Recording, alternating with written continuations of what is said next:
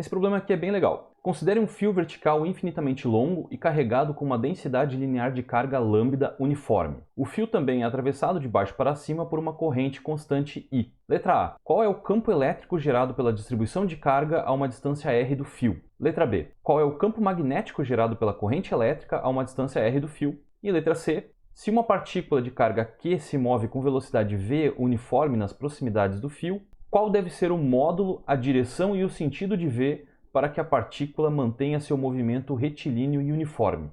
É um problema bastante interessante porque ele mistura duas coisas aqui. Tem um fio infinito e a gente precisa calcular o campo elétrico gerado pela carga no fio e o campo magnético gerado pela corrente que atravessa o fio. São dois problemas bem clássicos de resolver: o campo elétrico com lei de Gauss e o campo magnético com lei de Ampère. E particularmente este campo magnético gerado pelo fio, calculado pela lei de Ampère, é o problema mais simples possível de se resolver usando a lei de Ampère, analogamente ao que seria calcular o campo gerado por uma carga pontual usando a lei de Gauss. Então eu tenho um fio, ele é infinito, tá? Mas eu vou desenhar só um trecho dele. E ele tem uma corrente aqui atravessando ele de baixo para cima. Além disso, ele tem uma densidade de carga lambda uniforme ao longo do fio. Então esse aqui é o campo elétrico, e esse campo sai radialmente para fora do fio. E aqui o campo magnético B circula o fio. É melhor desenhar isso aqui com o fio visto de cima. A corrente está vindo aqui na minha direção, saindo da tela, e as linhas de campo magnético fazem esses círculos concêntricos. O centro está em cima do fio. Aí, por exemplo, aqui eu tenho uma linha de raio R1, aqui eu tenho uma outra de raio R2, e o campo depende dessa distância R. É isso que pede para calcular no problema. Já o campo elétrico, ele também tem essa simetria radial, mas são linhas que saem do fio radialmente para fora. Para calcular o campo elétrico, então, nós vamos usar a lei de Gauss. A lei de Gauss diz para a gente que a integral sobre uma superfície fechada do campo elétrico escalar no vetor de área é igual a carga interna a essa superfície dividido por ε0.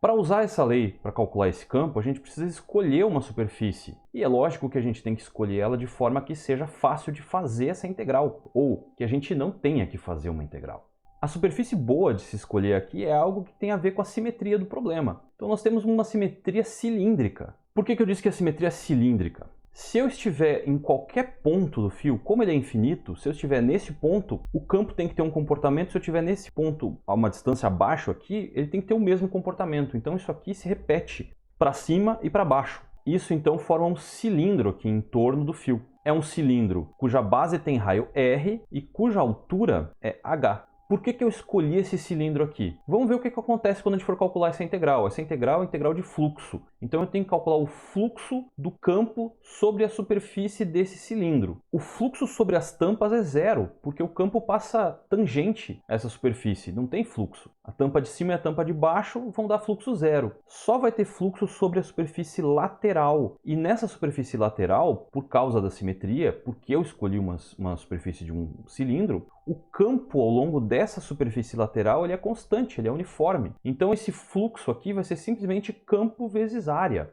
Então esse fluxo aqui vai ser campo vezes a área da lateral do cilindro, 2πrh. Por outro lado, essa integral é carga interna sobre ε0. A carga que está dentro dessa superfície corresponde só a essa linha aqui de carga. Não é toda a carga do fio, é só esse trechinho aqui de comprimento h. A densidade de carga no fio é lambda, então a carga interna é lambda vezes h. Pela lei de Gauss, a gente tem então 2πrh vezes o campo elétrico. Isso é igual a carga interna sobre ε0, é lambda vezes h sobre ε0.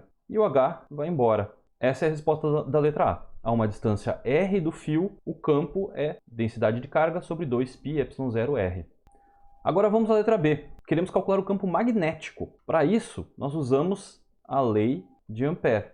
A lei de Ampère nos diz que a integral sobre um caminho fechado, sobre um circuito fechado, do campo B escalar dl é igual a μ0 vezes a corrente que atravessa a área cuja borda é este caminho. Para utilizar a lei de Ampère, a gente precisa fazer algo muito parecido com o que a gente fez com a lei de Gauss. a gente precisa escolher algo para fazer essa integral. Na lei de Gauss a gente escolheu uma superfície para fazer essa integral. Aqui a gente vai ter que escolher um caminho, um circuito, um caminho fechado qualquer. Para isso então eu vou escolher um caminho C, que é um círculo de raio R. E esse círculo coincide com alguma das linhas de campo. Tem várias linhas de campo aqui, todas elas têm essa simetria circular em torno do fio. Eu vou escolher só um círculo que também é concêntrico ao fio. De tal forma que o campo magnético está sempre tangente a este caminho que eu escolhi. Além disso, como o campo depende da distância, e essa distância aqui ao longo desse caminho é constante em relação ao fio, então o campo também é constante aqui,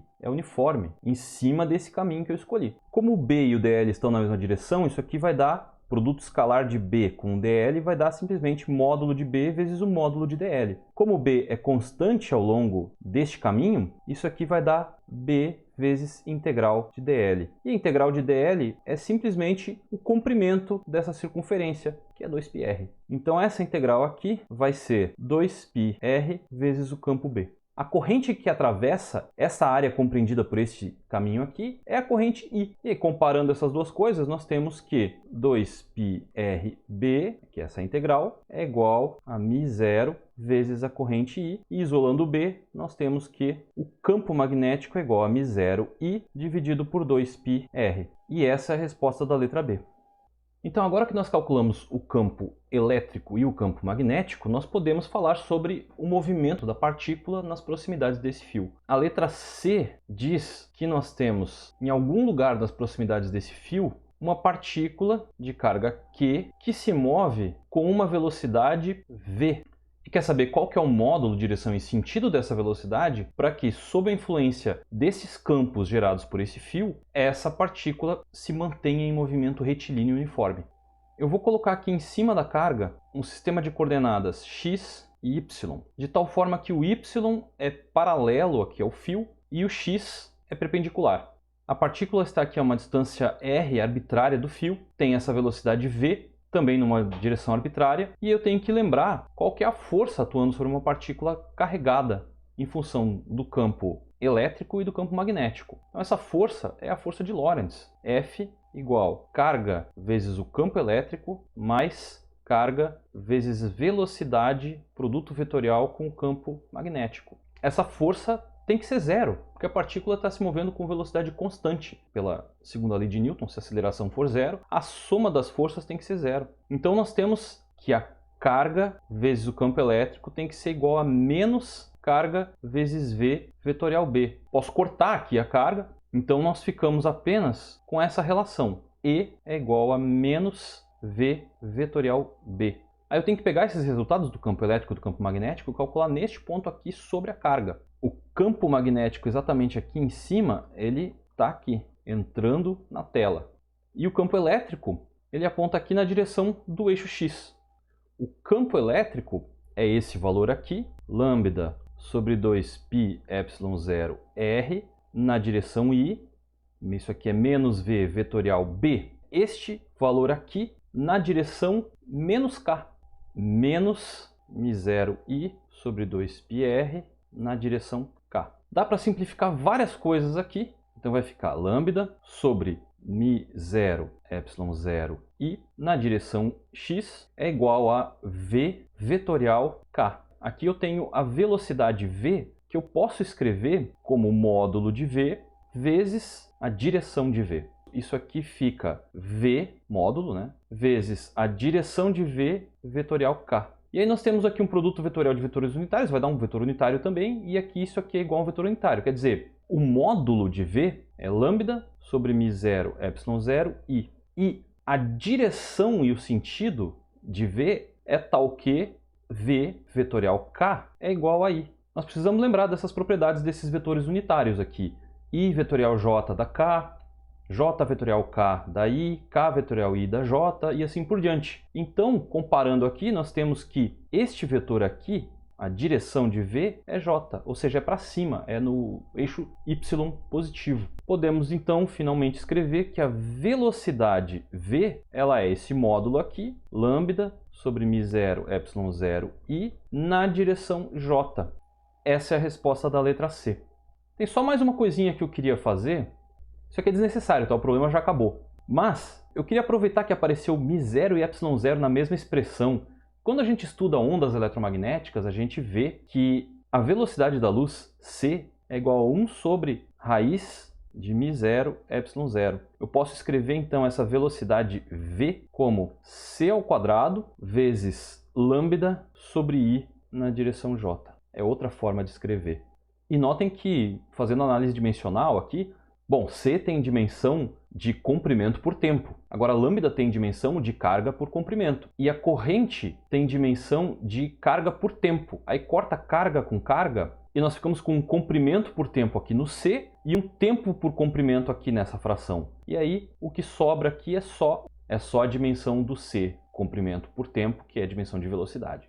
Então tá aí, esse problema bem legal, bem divertido de fazer. Eu adoro esses problemas que misturam conteúdo de um capítulo com conteúdo do outro. Aqui a gente teve que usar a lei de Gauss, teve que usar a lei de Ampère e teve que lembrar também daquela parte que fala no começo, quando começa a falar sobre campo magnético e força magnética. Então a gente misturou basicamente conteúdo de 3 capítulos aqui para resolver um problema. A letra A, a letra B e a letra C, né? Cada um é de um capítulo diferente, apesar de ser um problema só. E era isso. O vídeo vai ficando por aqui. Até mais e um abraço!